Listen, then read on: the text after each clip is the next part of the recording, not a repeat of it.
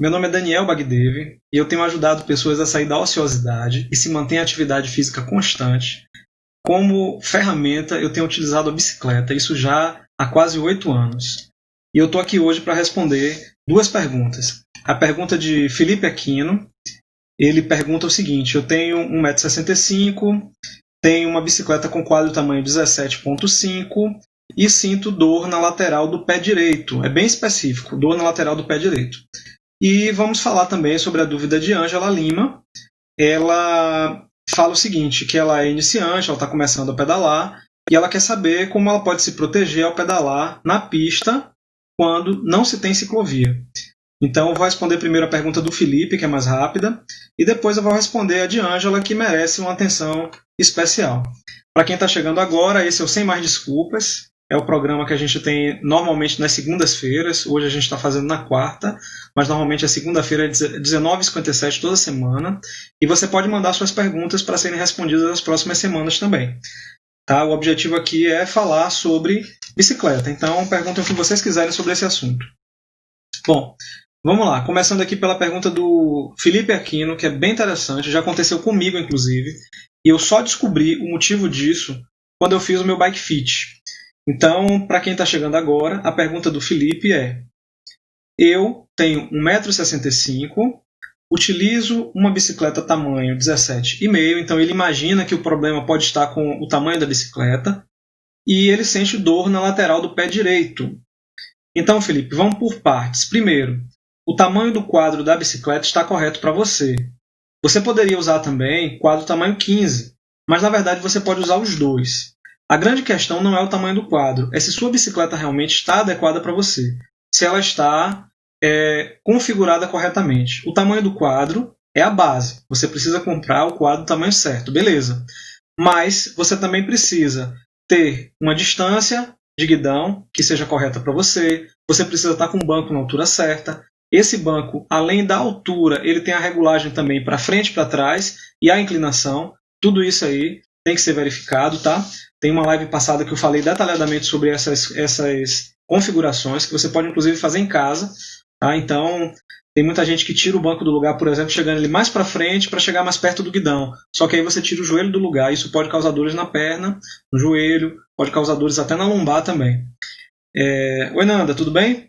Seja bem-vinda. Seja bem-vindo também ao Bérico, Eduardo e César Monte. Bom, então, a primeira coisa que você vai fazer é dar uma olhada para ver se a configuração da sua bicicleta está ok. Como é que você vai fazer isso? Ou você vai lá na internet, pesquisa, pega uma calculadora, uma régua e começa a fazer as medidas. Oi, Nanda. Ou você leva a sua bicicleta para um técnico, onde ele vai fazer esse ajuste por medida, isso aí é o básico, ou vai logo para o Bike Fit. Se você tiver condição de investir no Bike Fit, eu recomendo, porque é um investimento que ninguém se arrepende. Todas as pessoas que já me disseram: Daniel, é caro, o Bike Fit custa entre 250 e 500 reais, é muito caro, poxa, quase metade do valor que eu paguei na bicicleta, e será que vale a pena mesmo? Gente, a bicicleta muda completamente. O Bike Fit, lembrando, ele não vai fazer o ajuste apenas da bicicleta, ele vai verificar também como você está pedalando. Oi, Marina, seja bem-vinda. Eu, por exemplo, fui descobrir por que eu sentia dores na lateral do pé esquerdo no Bike Fit. E não foi por causa da bicicleta, foi por causa da minha forma de pedalar. E no meu caso eu vi isso numa tela, tá? Uma tela de computador que estava na minha frente, bem grandona lá. E Nanda está falando aqui, ó, ela fez Bike Fit, é muito bom, melhora tudo. E aí eu comecei a perceber no gráfico que meu joelho estava saindo quando eu pedalava. E foi isso, né, que me fez entender o que eu precisava mudar na minha forma de pedalar e resolver esse problema de dor no pé. Resolveu também o problema de sapatilha que sempre quebrava do lado esquerdo, de pedal que sempre quebrava do lado esquerdo. Então, Felipe, eu recomendo que você verifique isso. Não precisa esperar o Bike Fit. Quando você estiver pedalando, preste atenção no seu joelho e verifique se o seu joelho, você fala que é o seu pé direito, né? E você sente dor na lateral. Verifique se quando você pedala, principalmente se você estiver clipado, se o seu joelho, quando você chega em cima, ele vai para fora ou vai muito para dentro. Tá? É normal o joelho chegar perto do quadro. Beleza, agora ele sair para fora não é tão normal assim. Tá? Isso vai fazer um pêndulo, né, da sua perna inteira. Imagina que aqui é o joelho. Tá? Um pêndulo da perna inteira e esse pêndulo acaba onde? Forçando lá embaixo o pé. Então, o meu pé, eu forçava o tempo inteiro. Toda vez que eu pedalava, o pé ia para o lado e voltava. preso na sapatilha, preso no pedal, ia para lá e voltava, daqui a pouco eu estava com dor na lateral, na parte externa do pé. Eu cheguei a cogitar várias coisas, sapatilha apertada, é bom verificar também. Ô Eduardo, não esqueça de comentar sobre a palmilha da sapatilha, certo? Vou falar sobre isso agora, né, porque tem tudo a ver com o que a gente está falando. Então, o que é que acontece no Bike Fit? Você verifica, dentre outras coisas, isso que Eduardo falou aí. Você vai verificar se você tem uma pisada para fora ou para dentro, pronada ou supinada. Eu realmente não sei para que lado é pronada, para que lado é supinada. Gente, vamos no popular. Para dentro ou para fora. Você pode verificar isso até nos seus calçados em casa. Numa sandália que você utiliza, dá uma olhada para ver como é que ele está gasto. Se o seu sapato está gasto para fora, se o seu sapato fica gasto para dentro, você tem uma pisada que precisa ser corrigida. Então a sapatilha, ela pode ter um papel fundamental no conforto ao pedalar quando você coloca uma palmilha dentro dela, que vem com o tamanho certinho e a inclinação correta para corrigir. Ou seja, você pisa torto, a sapatilha vai fazer você pisar certo. Isso pode ajudar você, viu, Felipe? A colocação de uma palmilha na sua sapatilha. Mas você não pode fazer isso sem medir, tá? Porque não é qualquer palmilha. Você vai comprar a do tamanho certo, com a inclinação certa, da espessura certa, com a inclinação certa. E às vezes não é para os 2 pés, você só precisa para um, tá? Então, era isso que eu queria dizer em relação à pergunta do Felipe. Dor na lateral do pé depois que você pedala, muito provavelmente é a sua forma de pedalar, a sua forma de pisar no pedal, ou o seu joelho saindo, tá, para fora. Então você precisa prestar atenção e colocar esse joelho paralelo ao quadro, tá? A perna sobe e desce paralelo ao quadro. Não deve abrir nem fechar muito. Beleza? Agora vamos para a pergunta de Ângela Lima. Essa sim a gente vai passar um tempo maior aqui respondendo, porque ela é uma dúvida muito comum. Absolutamente todos os meus alunos que aprendem a pedalar com a nossa escola fazem essa pergunta. Daniel, e aí? Eu vou aprender a pedalar com você, mas eu quero muito pedalar no trânsito. Como é que eu faço? Eu vou ter que ficar sempre dependendo de alguém que me leve para pedalar, para eu ter segurança, para eu não ficar com medo de estar na rua? Não. Existem maneiras, né, de você se preparar para pedalar na rua com total segurança no que depende de você. Você não controla o que é externo. Você não controla o que o motorista de um carro faz. Mas você controla o seu comportamento. E muitas vezes o seu comportamento influencia o comportamento do motorista. Então vamos falar por partes. Primeiro, eu separei vários itens aqui, tá, Ângela? Vá anotando aí, por favor, que isso é bem importante. Você gosta de ouvir música pedalando? Se você gosta de ouvir música pedalando, você vai fazer isso em um local que não tenha carro, que não tenha ninguém correndo, que não tenha ninguém jogando bola na praça, porque os ouvidos, eles suprem a falta da visão. A gente tem um campo de visão que varia de pessoa para pessoa, mas tem limite. A gente não consegue ver tudo o que está acontecendo. Então, muitas vezes, um carro se aproxima de você acelerando, e isso já lhe dá uma informação que esse carro vai passar por você, então você já fica mais tranquilo. Se esse carro se aproxima de você e você ouve barulho de frenagem, você precisa dar uma olhada e ver o que está acontecendo, porque ele pode estar sinalizando e ele pode justamente querer entrar onde você está, numa garagem de prédio, fazer uma curva no cruzamento, ele pode querer fazer uma conversão justamente no local onde você está. Então você precisa estar atento, porque ele talvez não esteja lhe vendo. Isso é um fator explicado, tá, pelos neurocientistas. O cérebro da gente não registra tudo que a gente vê, que a gente ouve.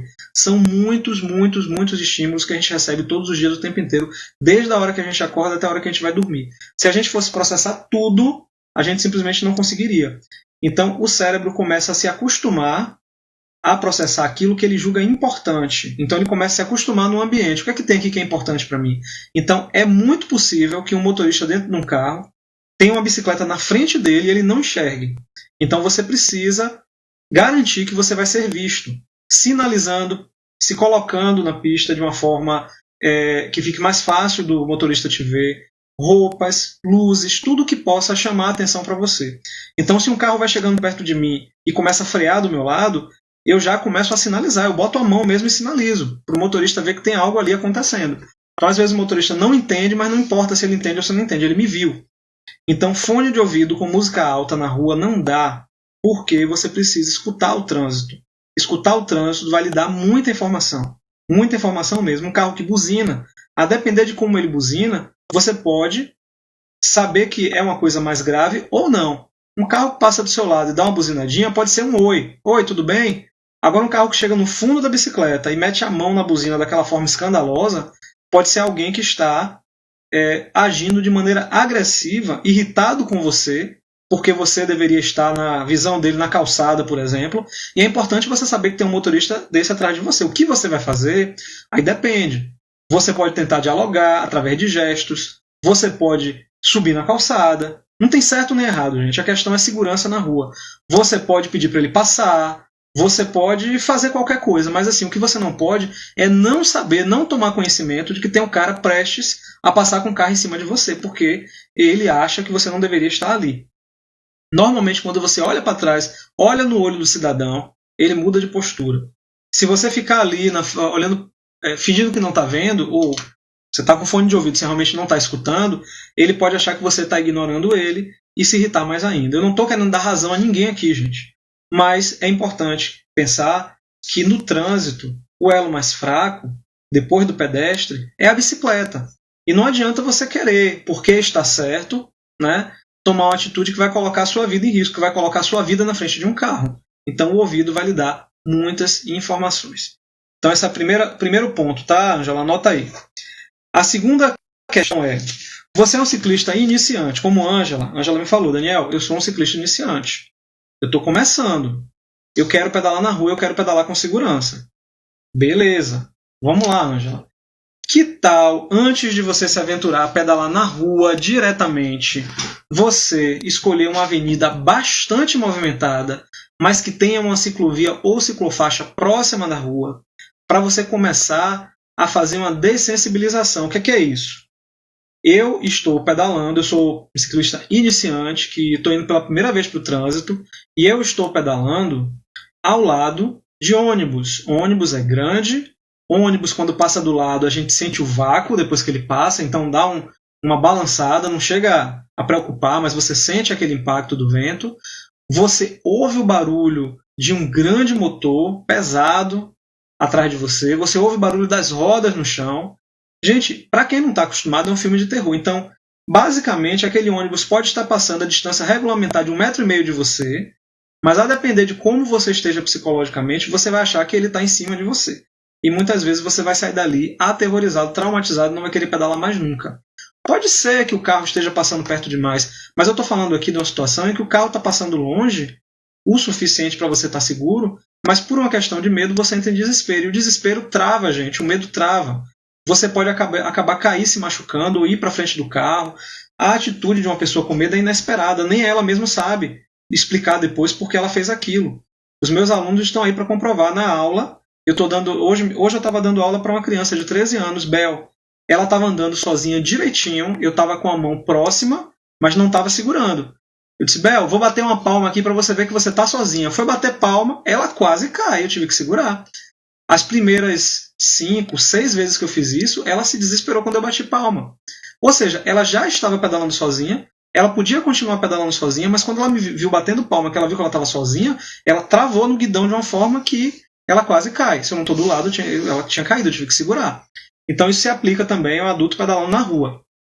Você pedalando dentro de uma ciclofaixa ou ciclovia próxima de uma avenida com grande fluxo de carro, grande movimento, de alta velocidade, você vai começar a treinar os seus ouvidos. Você vai deixar o carro passar de seu lado. Obviamente, ele não vai passar perto de você, tão perto, porque você está dentro de uma infraestrutura cicloviária onde ele não vai entrar, teoricamente, pelo menos, né? Salvo em casos excepcionais, mas o carro não entra ali. E depois que ele passar, eu peço inclusive que você não fique olhando para trás. Escute, depois que ele passar, olhe, para você ver realmente a distância e a velocidade. E você vai começar a calibrar o seu ouvido. A partir do momento que você começa a perceber pelo ouvido a velocidade que aquele veículo vem e a distância que ele está, isso lhe dá uma tranquilidade maior. Isso quando você nunca pedalou na rua. Então essa é a dessensibilização que eu recomendo que todo mundo faça antes de pedalar na rua. Sentir o trânsito sem estar realmente dentro dele. Outra coisa importante é olhar para trás, mas eu vou deixar para falar daqui a pouco, tá?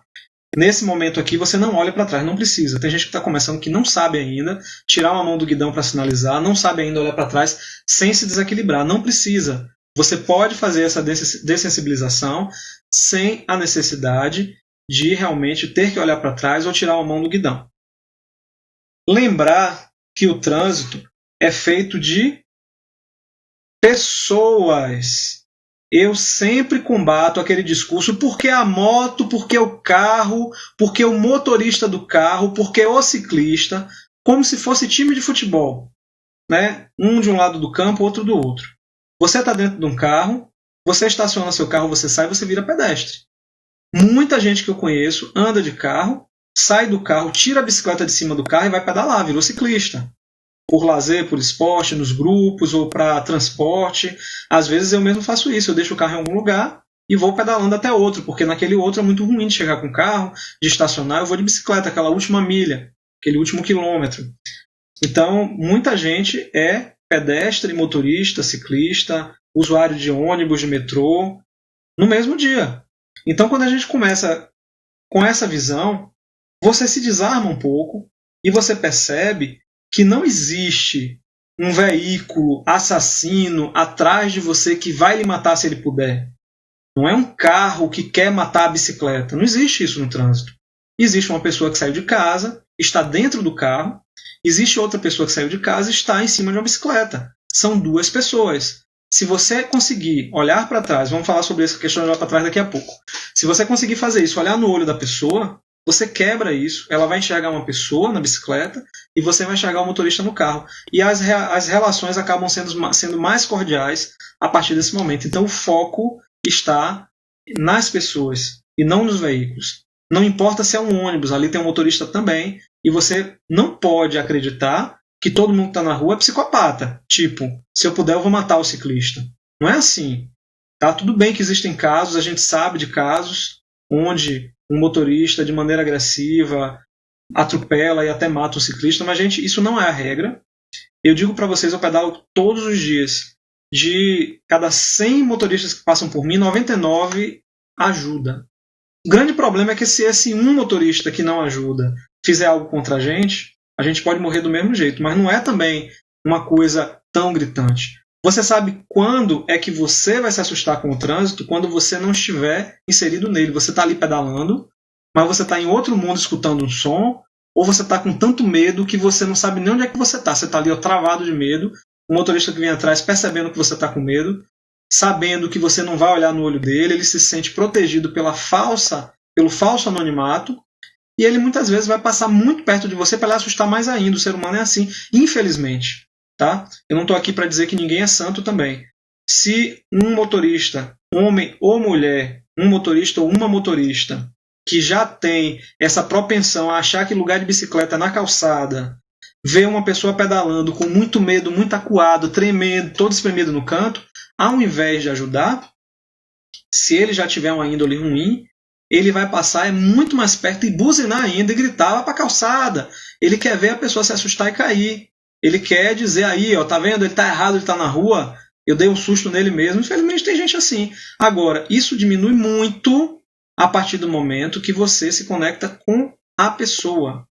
Eu já vi vários casos de estar presente ou das pessoas relatarem para mim, depois que eu falo isso, das pessoas dizerem, olha, o carro vinha colado no meio-fio. Eu olhei para trás, ele abriu. Aí outro vinha colado no meio-fio à calçada, né, no meio-fio da calçada. Eu olhei para trás, ele abriu. Nossa, parece que quando eu olho, eu afasto o carro. Isso, gente, é explicado. É verdade, né, Helena? Isso é explicado pela psicologia. Você quebra aquela sensação de falso anonimato. A pessoa está se sentindo protegida pelo anonimato, ela se sente no direito de cometer um delito que ela normalmente não cometeria se ela soubesse que as pessoas estão olhando para ela. Quantas vezes a gente vê isso na nossa vida, no nosso dia a dia, pessoas próximas que fazem isso dentro do supermercado, que fazem isso na rua, nas praças. O simples fato de jogar um lixo no chão. Se tiver uma pessoa, um segurança na praça, olhando, o cara joga o lixo na lixeira. Vai até lá, levanta e joga na lixeira. Se não tiver ninguém olhando, ele joga no chão. É a mesma pessoa. Então, lembrar que o trânsito é feito de pessoas, tá? Anota mais essa aí, viu, Ângela? Outra coisa importante, gente. É necessário ter uma bike confiável para você ir para o trânsito. Gente, para pedalar na cidade, Salvador, a cidade onde eu moro, ela tem um raio de 20 quilômetros. Se eu percorrer 20 quilômetros, eu já estou saindo da cidade. Então, vamos imaginar que eu vá e volte 40 quilômetros. É um percurso relativamente curto. Para quem está acostumado a pedalar bastante, é.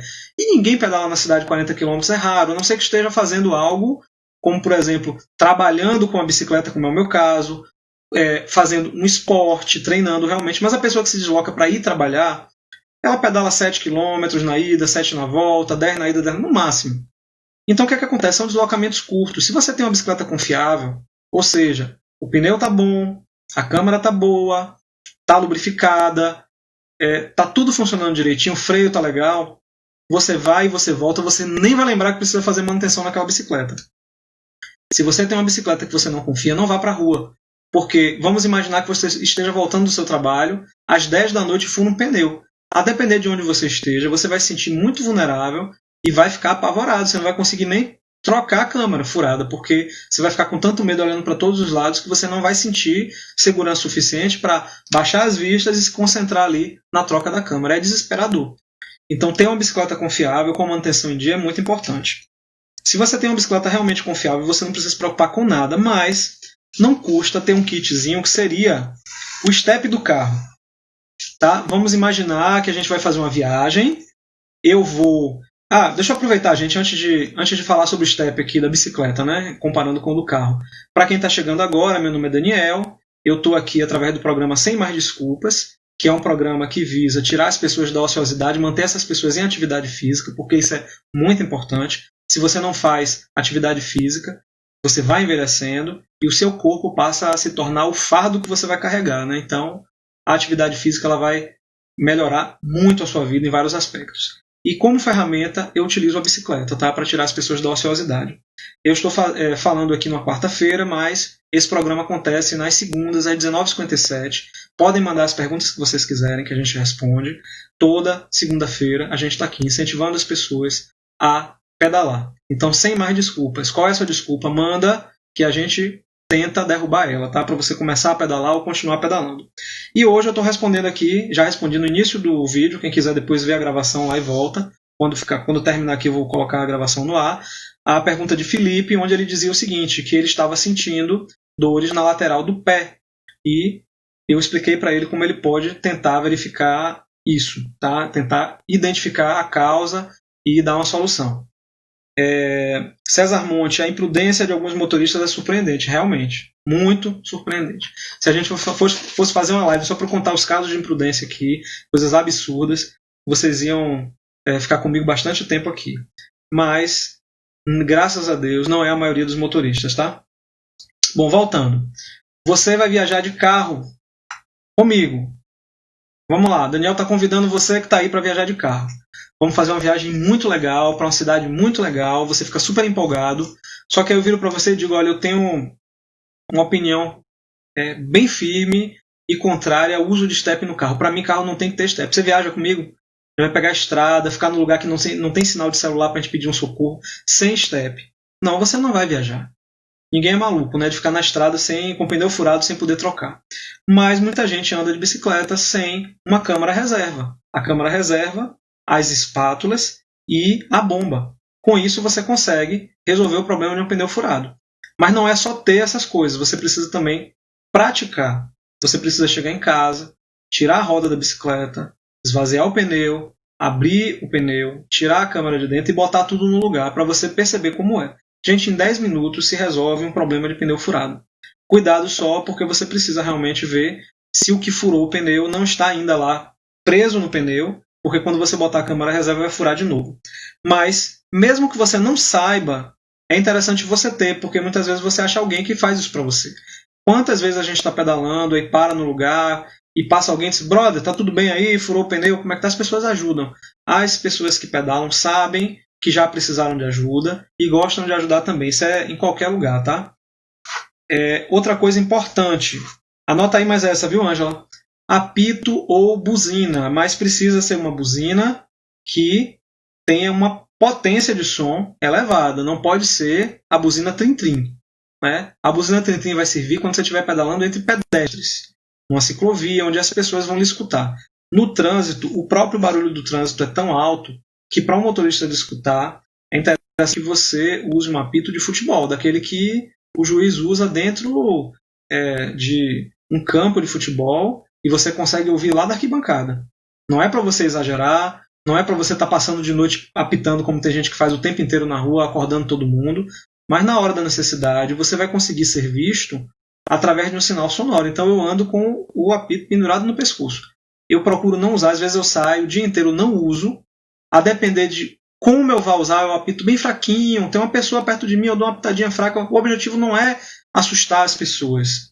Mas se eu estou passando perto de um carro, estou vendo que o cara não está me vendo, ele está vindo na minha direção, eu apito forte mesmo e normalmente o cara se assusta e ouve.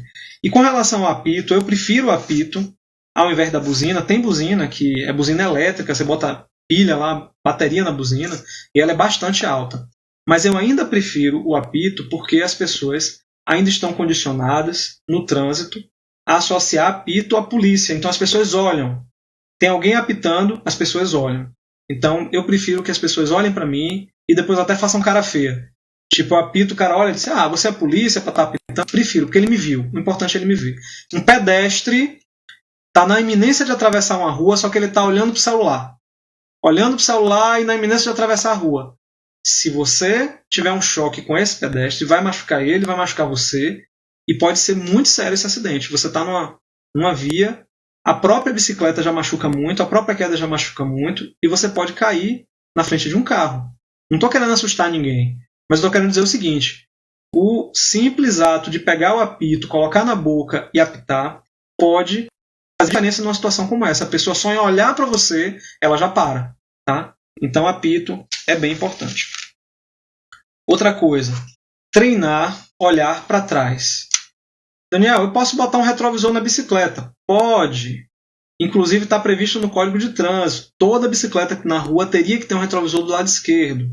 Gente, eu já usei muitos modelos de retrovisor. E além de ser uma coisa que não funcionou muito bem, pelo menos para mim, porque eu não consigo enxergar o trânsito direito ali. De noite, bate farol de carro em cima, eu não enxergo bem. De dia, às vezes o sol está se pondo, está mais baixo, ele bate ali, eu não enxergo. Às vezes aquele retrovisor está muito sujo, está chovendo. Eu prefiro olhar para trás.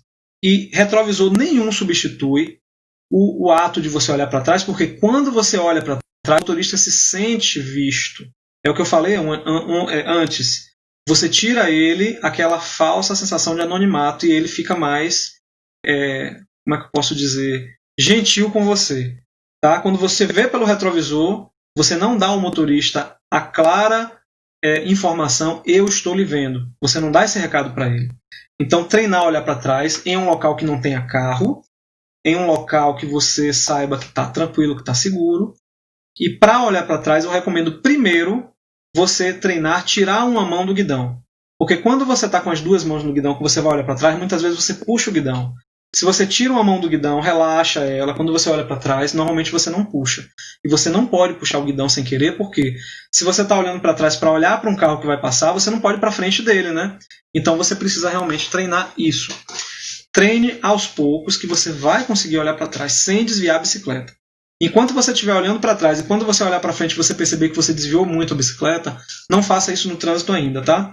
Então treinar olhar para trás é a melhor forma de você se sentir mais tranquilo, porque você tira da sua cabeça o fantasma, o problema que você está criando ali por medo. Tem um barulho atrás de mim, o que será isso? Será que esse carro vai passar por cima de mim? Você olha para trás e você vê o que é. É um ônibus. E ele vai parar no ponto aqui atrás, já parou no ponto, beleza. Quantas vezes a gente está se aproximando de um ponto de ônibus, o ônibus vem colado no nosso fundo e para no ponto. Quando ele cola no fundo para parar, ele está freando, é um barulho absurdo, você acha que vai morrer. Quando você olha para trás que você vê o que está acontecendo, o cara está sinalizando, está diminuindo a velocidade, está parando no ponto, ufa, foi só um ônibus parando no ponto. E às vezes os motoristas de ônibus, por estarem acostumados a trabalhar com carro grande, e carro grande para fazer manobra, muitas vezes você precisa chegar muito próximo dos objetos, eles estão muito habituados a chegar muito próximo de tudo. Então, para eles, talvez não seja nada demais colar no fundo de uma bicicleta para parar. Mas para a gente, quando você olha para trás que vê aquele ônibus enorme atrás de você, é a morte que está chegando, né? Então, se você consegue realmente olhar para trás antes e ver o que está acontecendo, você já se tranquiliza. Então, para mim, nada substitui olhar para trás. Primeiro, você vê o que está acontecendo. Segundo, você faz o motorista perceber que você o viu, que é bem importante. Tá. Próximo item aqui é bastante polêmico. E eu vou usar o termo evite, porque para mim é impossível dizer não faça. Contramão, gente. Contramão. Primeiro, tem muita gente que acha que contramão é o certo. Não é. Tá? Não é. Ah, mas o motorista está me vendo e eu estou vendo ele. Eu vou lhe dar aqui 3 motivos, 3 razões para você nunca mais andar na contramão sem necessidade. Sem uma necessidade assim que não tem como evitar. Tá? Você está numa bicicleta a 20 km por hora, um carro está a 20 km por hora. Se você está na contramão e você bate de frente com esse carro, primeiro que você vai ser arremessado em cima do carro, em cima do para-brisa, e a chance de morrer é muito grande só por isso. E depois, que 20 km mais 20 km dá 40. Você pode dar uma pesquisada na internet agora. Um choque no trânsito a 40 km por hora é morte na certa. Se você está andando na mão a 20 km por hora e o carro está a 20, se houver uma colisão vai ser a 0 praticamente, porque as velocidades se subtraem. E você não vai ser arremessado em cima do carro. Tá? A não ser que você venha na velocidade muito grande, esse carro freia de uma vez, você pode cair em cima dele. Mas normalmente não é isso que acontece. É muito difícil uma bicicleta bater no fundo de um carro. E se for o contrário, Daniel, se for o carro no fundo da bicicleta, a quase 0 por hora vai ser um toque pequeno e, apesar de ser horrível cair, a chance é muito maior de você sair ileso ou ter menos problema sendo arremessado na pista, em cima da calçada. Claro que pode ter um absurdo, um poste, você vai ser arremessado em cima do poste, mas é uma possibilidade. De frente não, é certo. Você vai cair em cima do para-brisa do carro. Se um carro pega um ciclista por trás, ele arremessa o ciclista para frente, a chance dele sobreviver aumenta. Não quero que ninguém seja atropelado, mas isso é uma razão para você não andar na contramão. Uma segunda razão para não andar na contramão é quem está no trânsito, pedestre, motorista, gente no ponto de ônibus, está olhando para o lado que vem os carros. Você vem na contramão, ninguém olha para você. Então você vai fazer um cruzamento na contramão, um carro que está saindo atropela você, ele vai dizer eu não lhe vi, porque o motorista estava olhando para o outro lado. Um pedestre quer atravessar uma rua, você vem na contramão, ele sai na sua frente sem olhar, porque ele não está olhando para você. Tá? Aí você já tem 2 motivos para não andar na contramão. E tem muitos, tá? Eu vou dar só mais um. O terceiro é que quando você está na contramão, você fica escondido atrás de um carro, por exemplo, um ônibus grande que está passando do seu lado, e o que vem atrás, quando ele lhe vê, já está muito em cima. Então, muitas vezes o acidente acontece assim, porque o motorista que vem atrás, imagina 2 ônibus, um colado no outro. Você está do lado do ônibus que está na frente. Quando você chegar aqui, é que o motorista de trás vai lhe ver e pode ser tarde demais. Né? Então, realmente, é mais seguro andar na mão. Agora, por que eu falo para evitar? Porque tem situações que não tem jeito, você vai ter que dar uma contramão, mas aí eu digo o seguinte, redobre sua atenção 10 vezes. Pense assim, eu estou muito mais vulnerável pedalando na contramão.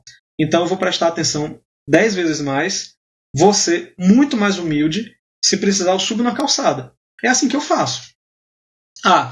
Eu preciso chegar num lugar, e esse lugar pela contramão é uma viagem de 2 minutos. Se eu for pela mão, eu vou ter que fazer uma volta enorme pelas avenidas loucas daqui da cidade, fazer um retorno muito longe, pegar uma avenida muito movimentada, e eu vou levar 25 minutos para chegar no mesmo lugar. É óbvio que eu vou de 2 minutos.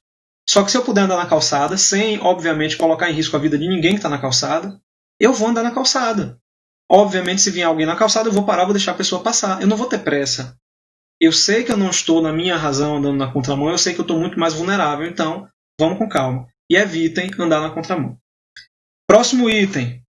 Vamos lá, Ângela, estou lhe dando trabalho, hein? Pegou o caderninho e a caneta aí? Pedais baixos. Quando você pedala, o pé sobe e o pé desce. Quando ele desce, o pedal está embaixo. Esse pedal baixo aqui, no momento que você passa próximo de uma calçada, pode bater, né, no meio-fio. Você passa próximo de uma lombada ou quebra-mola, pode bater nesse quebra-mola. Então é interessante, especialmente no momento de fazer a curva, você colocar o pedal para cima no momento de fazer a curva. A curva é para cá, o pedal vai para cima. Se você não sabe qual o pedal que vai para cima ou vai para baixo, bota os pés paralelos, um na frente e um atrás. Os pés paralelos vai lhe dar uma distância maior do chão. Eu conheço muitos casos de pessoas que caíram E assim, ninguém... Pô, como é que aquela pessoa caiu? Não bateu em nada, foi o pedal que bateu em algum lugar. Ninguém enxerga que o pedal bateu, mas o ciclista depois ele sabe, ele, se não foi o pedal que bateu. E quando o pedal bate, ele joga você para cima. Se você vier numa velocidade muito grande, pedalando forte, quando seu pedal bate em algum lugar, você é arremessado com bicicleta e tudo para cima. É horrível a queda. Então, muito cuidado para pedalar na rua com relação... Oi, Carlinhos. Seja bem-vindo.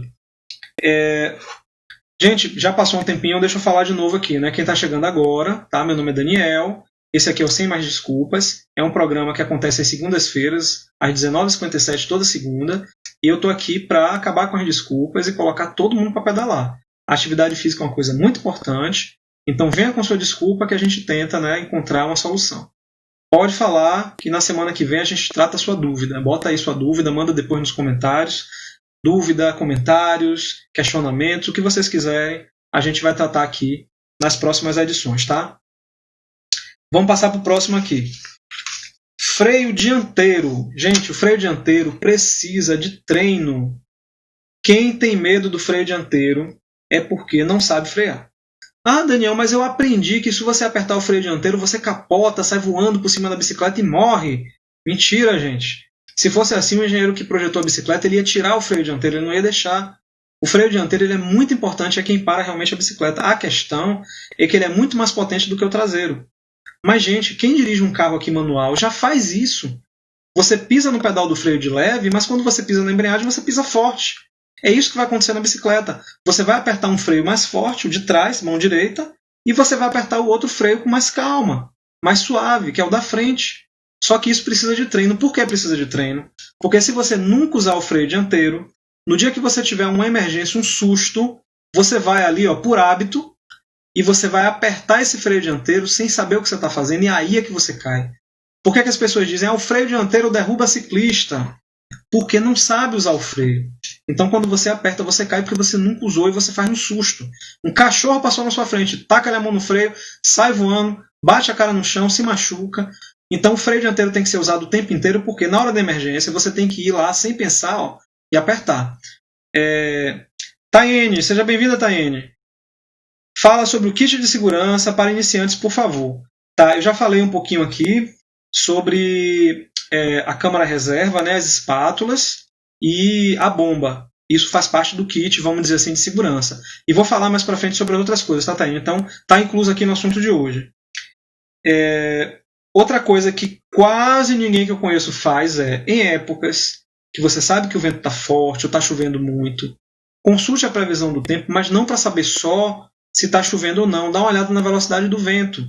O vento ele tem uma velocidade que é a velocidade constante e tem as rajadas. Olha as duas coisas. Se qualquer um dos dois, rajada é aquele vento que sopra e para, né? Se qualquer um dos dois estiver acima de 30 km por hora, pode ter certeza que você vai ter que tomar muito cuidado ao pedalar, porque esse vento, se lhe pegar de lado, lhe empurra mesmo. Então, evite áreas muito abertas, uma orla de frente para o mar, um local descampado na sua cidade. Você vai ter um vento com mais de 30 km por hora sem nada para lhe proteger. Então, dê preferência às vias secundárias, mais internas, para você conseguir pedalar com mais segurança. E a depender da velocidade do vento, não pedale. Tá? A chuva é uma coisa que não me incomoda tanto. A chuva, você estando sinalizado, com a bicicleta com a luzinha lá piscando, se for à noite principalmente, você tendo pneus que estão em dia, né, você vai pedalar na chuva numa boa. Não é porque está molhado que você vai escorregar, isso é folclore. Não existe isso. A bicicleta ela, pode ficar um pouco mais escorregadia em alguns casos. Você passa em cima de uma tampa de um bueiro, você passa em cima de um trilho de trem, você passa em cima de uma faixa de pedestre com aquela tinta branca que é lisinha, pode escorregar um pouco ali. Mas no asfalto mesmo não vai escorregar. A grande questão é o vento. Tá? Se você pegar um vento muito forte, pode ser que você tenha problemas de segurança realmente. Então consulte a velocidade do vento na previsão do tempo quando você achar que os ventos estão fortes. Não olhe só a chuva. Agora, Taine, falando aqui da sua dúvida, completando aí o que eu tinha falado antes. Coloque mais algumas coisas aí no seu kit. Óculos. Os óculos que você usa para pedalar, eles não podem ser óculos abertos do lado, porque quando o vento levanta a poeira, pode ser que a poeira não entre diretamente, mas ela passa aqui pelo lado, entra e é horrível quando você está pedalando e não consegue enxergar porque entrou areia ou poeira nos olhos. Então os óculos de ciclismo precisa ser aquele que tem um desenho mais fechadinho. Se você usa óculos de grau, se você puder usar uma lente de contato, melhor. Mas se você não puder usar lente de contato, tem solução. Tem óculos de esporte, não é só de ciclismo, que permite colocar uma lente de grau por dentro. É o que chamam de clip, clip-on. Óculos com clip-on. É um clipezinho que você tem uma lente de grau, bota por dentro e depois você coloca o óculos por cima. Na verdade, vira uma peça só. Quando você coloca o óculos, já está as duas coisas ali juntas. Então, óculos é uma coisa bem importante. Se você não tiver óculos nenhum, use pelo menos um óculos de sol, ou aquele que você compra em qualquer loja de material de construção, um EPI, aquele óculos de ampla visão, que o pessoal usa para quem faz obra, quem está mexendo com solda, quem está mexendo com qualquer coisa que pode machucar o olho, aquele óculos transparente. Não é o ideal para pedalar porque ele embaça muito, mas já vou. Luvas. Por que luvas? Em caso de queda, a primeira coisa que vai no chão, por instinto, por reação natural, é a mão. Tá? E quando você arrasta a mão no chão, uma boa luva vai proteger sua mão. Pode ficar dolorida, mas não vai dilacerar, não vai ferir. Outra coisa importante também é um sapato fechado, para evitar que esse sapato fique saindo do pé. E esse sapato ele precisa ter alguma rigidez no solado. Sapatilha muito molinha para pedalar é horrível, porque você começa a sentir dor no pé, porque você força muito a sola do pé, a planta do pé. Quando você tem um sapato um pouquinho mais rígido, você pisa no pedal e ele dá uma resistência maior. Não precisa ser rígido totalmente. Um tênis comum já funciona bem. Agora, aqueles tênis de corrida mais caros, que são muito fofinhos do solado, também não é legal para pedalar, porque amortece muito. Para a corrida, o amortecimento é muito legal. Mas quando você pedala no pedal, olha. Quando você pedala, quando você faz força no pedal, o tênis que amortece, ele absorve muito dessa força, então você vai pedalar fazendo muita força, mas a bicicleta não vai andar tanto, né?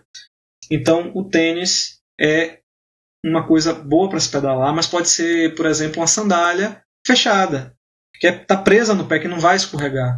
E em caso de o livre-guarda de queda, um sapato fechado vai proteger os seus pés também.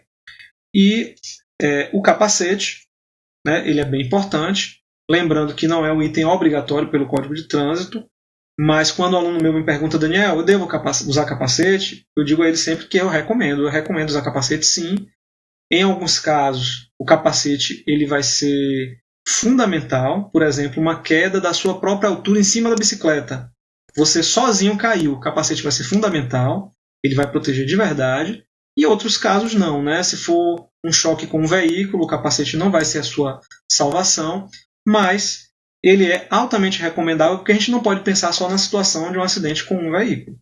Mas tem pessoas que preferem pedalar sem capacete e para pedalar não vai mudar nada, gente. Não vai ser mais seguro ou menos seguro pedalar com ou sem ele. A questão realmente é pensar no caso de uma queda.